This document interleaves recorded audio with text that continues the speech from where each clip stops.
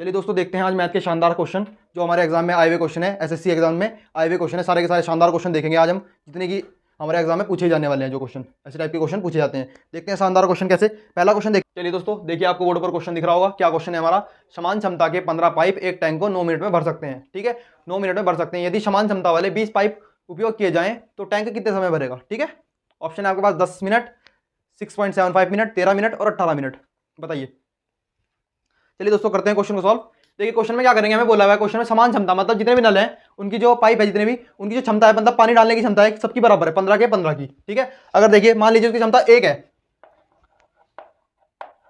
कितनी आ गई? एक नल की क्षमता कितनी आ गई? 1, तो 15 की कितनी आ जाएगी? 15 आ जाएगी। ठीक है, देखिए 15 नल मिलकर कितने टाइम में भर रहे हैं? 9 मिनट में 15 गुना 9 कर देंगे, कितना आ जाएगा? 135। 135 आ गया हमारे पास। ठीक है, ये 135 क्या आया? टैंक को भरने के लिए, पूरा भरने के लिए कितना गया, किया गया कार्य, कुल कार्य है। मतलब 135 यूनिट हमें कार्य करना है, मतलब टैंक को भरने के लिए 135 यूनिट हमें काम करना पड़ेगा। देखिए हमें क्या करना है, हमें यही काम करना है 20 पाइप से, मतलब 135 बटे 20 कर देंगे। सॉल्व करेंगे इसको हम। देखिए 20 चिंग 120 बचेगा 15, ऊपर से उतारेंगे, लगाएंगे अपनी तरफ से 0 पॉइंट लगा देंगे यहाँ पर। कितना जाएगा? 150 हो जाएगा। 20 सत्ते 140 होता है। ठीक है, फिर बचेगा 10, एक 0 और लगाएंगे, 100 हो जाएगा पर 100 20 पंजे 100। ये हमारा आंसर रहेगा 6.75 मिनट। ठीक है, पहला क्वेश्चन इस टाइप से कर लेंगे हम। हमें तो क्षमता दी हुई है, समान क्षमता के दिए हुए हैं 15 नल। अगर मानते हैं 1 होगी उनकी क्षमता, तो 15 कितनी हो जाएगी? 15 हो जाएगी। 15 नल कितने टाइम में भर रहे हैं? 9 मिनट में। 9 मिनट से जब 15 की गुना कर देंगे तो हमारे पास आ जाएगा कुल यूनिट कार्य की, मतलब टोटल कार्य कितना करना है हमें। ठीक है, और फिर क्या बोला है, हमें समान क्षमता वाले 20 नल कैसे कराना है, और 20 से फिर जो हमारा टोटल वर्क आएगा उसको 20 से डिवाइड कर देंगे, तो 6.75 हमारा आंसर आएगा। इतने मिनट में तो कर देंगे टैंक को फुल 20 नल। ठीक है, चलिए अब चलेंगे अपने अगले क्वेश्चन की तरफ।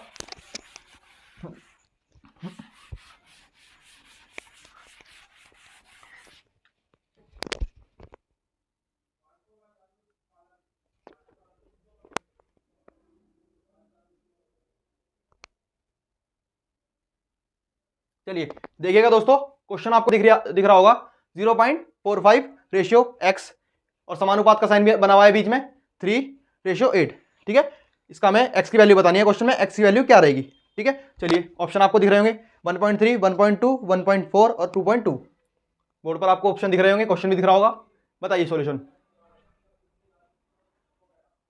चलिए करते हैं क्वेश्चन को सॉल्व। देखिए आपको क्वेश्चन में कुछ ऐसा दिया होगा 0.45 अनुपात x। ठीक है, और समानुपात का साइन बनाया होगा बीच में, चार बिंदु को समानुपात बोलते हैं। क्या होगा इसमें? 3:8। इस टाइप से दिया होगा क्वेश्चन। देखिए इसको किस टाइप से सॉल्व करेंगे हम, इसको ऐसे लिख सकते हैं हम 0.45 अपॉन x इजिकल टू 3/8। अब देखिए क्या करेंगे, क्रॉस मल्टीप्लीकेशन करेंगे, इसकी इधर कर देंगे गुणा, इसकी इधर कर देंगे गुणा, कितना जाएगा?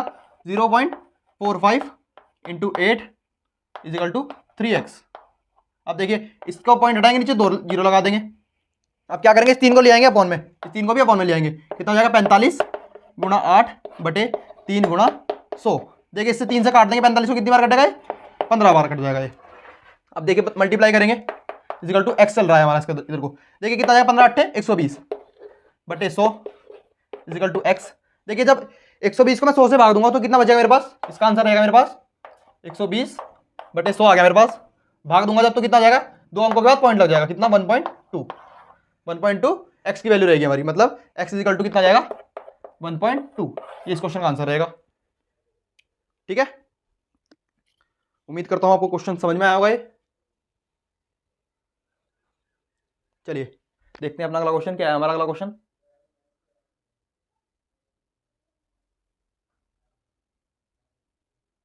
देखिए, अगला क्वेश्चन आपको बोर्ड पर दिख रहा होगा। क्या है अगला क्वेश्चन?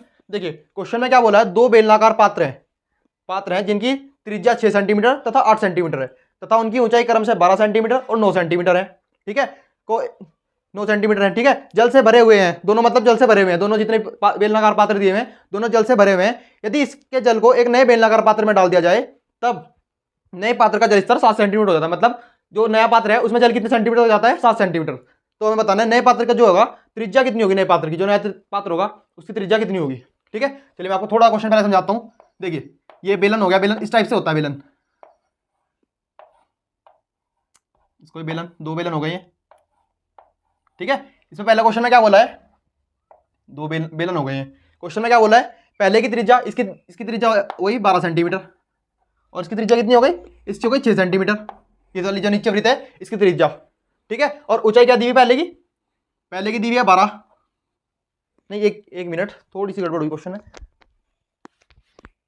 देखिए पहले की जो त्रिज्या दी हुई है 6, और इस वाले की त्रिज्या दी हुई है 8। और देखिए पहले वाले की ऊंचाई कितनी दी हुई है, ऊंचाई दी हुई है 12, पहले वाले की 12, और इस वाले की ऊंचाई कितनी दी हुई है, इस वाले की दी हुई है ऊंचाई 9, ठीक है। इस टाइप से दिया हुआ है क्वेश्चन में हमें। और हमें क्या बोला है क्वेश्चन में, इन दोनों को जल से भरा हुआ है, मतलब टोटल ये पूरे पूरे जल से भरे हुए हैं। तो क्या करते हैं हम, एक बड़ा बनाते हैं, बड़ा बेलन होगा, कोई बेलाकार पात्र होगा, उसमें जो इन दोनों का जल था, इन दोनों का जल उठाकर इसमें डाल देते हैं, मतलब इसका जल भी इसमें डाल दिया और इस वाले का जल भी इसमें डाल दिया। तो क्या हुआ इसमें क्या हुआ, जो जल हुआ ना, मान लीजिए यहाँ पर कोई 7 सेंटीमीटर होगा, इतनी ऊंचाई 7 सेंटीमीटर होगी इसकी, ठीक है, 7 सेंटीमीटर का जल पहुंच गया इसमें। तो हमें क्या बताना है, इसकी जो त्रिज्या होगी, ये वाली त्रिज्या बतानी है, इसकी त्रिज्या की वैल्यू कितनी रहेगी, ठीक है। चलिए सब कुछ समझा दिया मैंने क्वेश्चन में, क्वेश्चन को सॉल्व करेंगे। चलिए करते हैं क्वेश्चन को सॉल्व। देखिए सबसे पहले क्या बोला है, दोनों की त्रिज्या लिखेंगे हम, R1 R2 H1 H2। कितना है R1 कितना है 6 सेंटीमीटर, और R2 कितना है 8 सेंटीमीटर, और H1 कितना दिया हुआ है 12 सेंटीमीटर, और H2 कितना दिया हुआ है, और H2 दिया हुआ है इसमें 9 सेंटीमीटर, ठीक है, 9 सेंटीमीटर दिया हुआ है। तो हमें क्या बताना है दूसरे, और जो दूसरा नया बड़े बेलन की H2,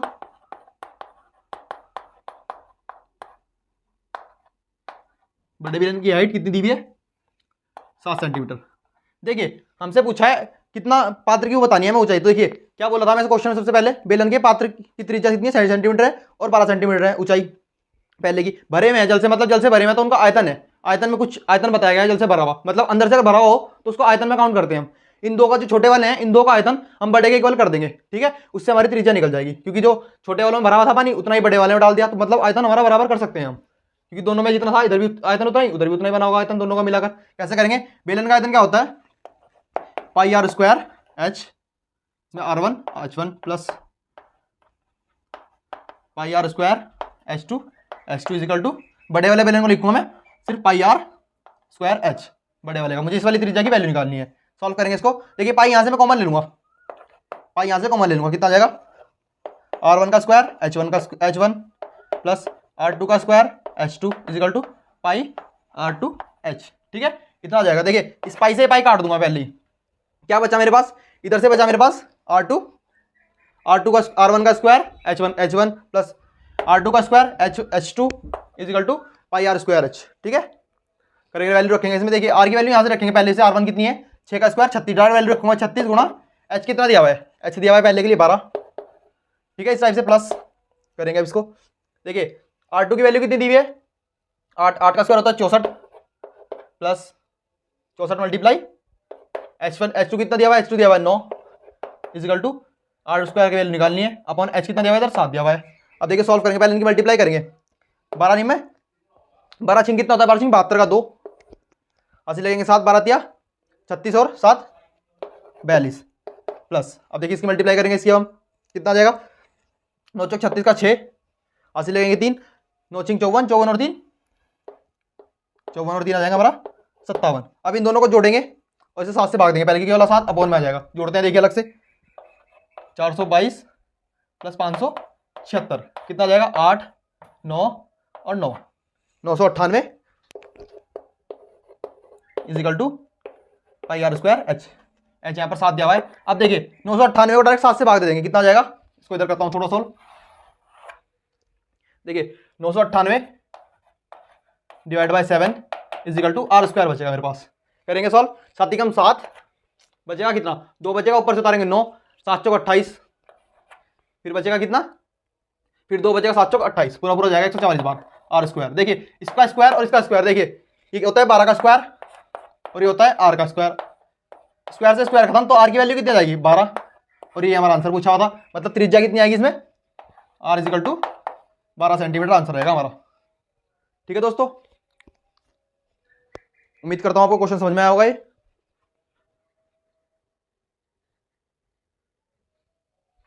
चलिए देखते हैं अपना अगला क्वेश्चन।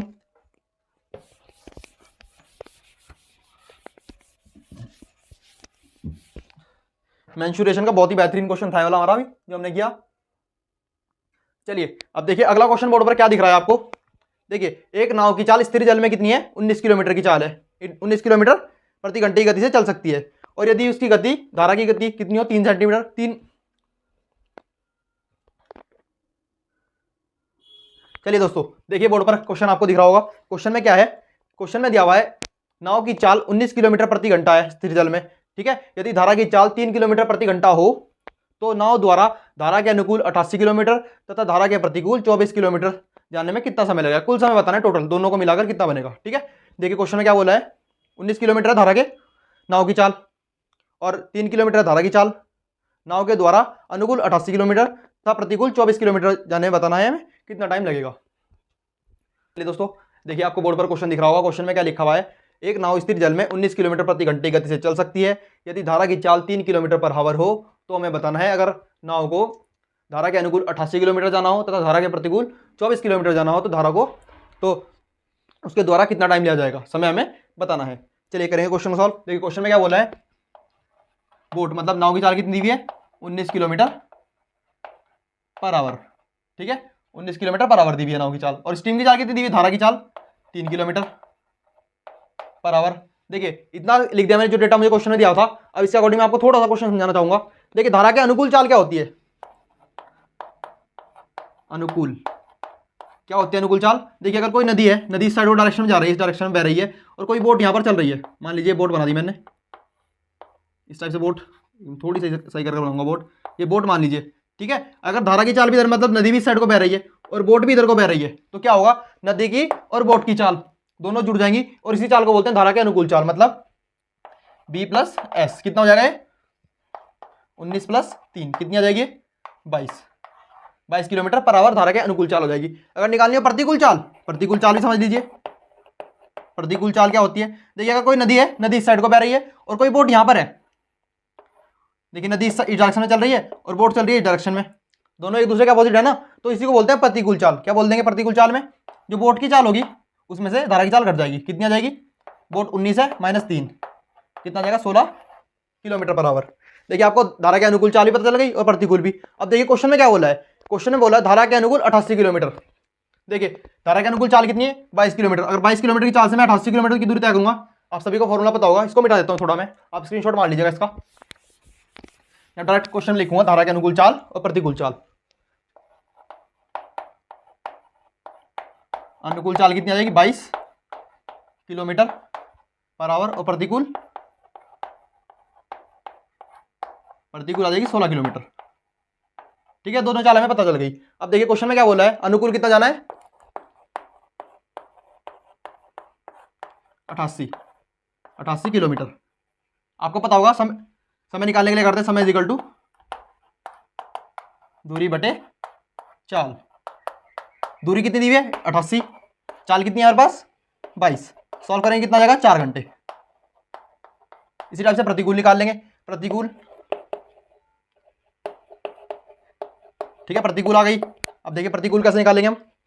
देखिए क्या बोला है प्रतिकूल में, 24 किलोमीटर और प्रतिकूल चाल कितनी है हमारे पास, प्रतिकूल चाल निकली थी हमारे पास 16 किलोमीटर।